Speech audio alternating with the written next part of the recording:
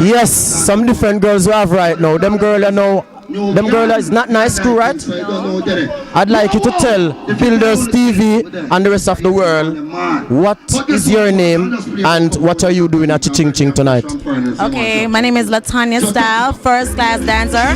Representing for the first class dancers here. They couldn't make it today, but I'm here. Don't know, I'm at a dancehall girl out there touring with Vegas.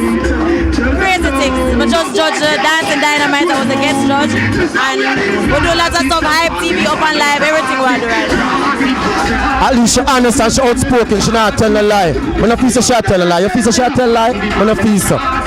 Princess, I love your energy, I love your vibes and everything. But I like to ask you a question because right now in our society, we have a whole heap of things that go on in our society.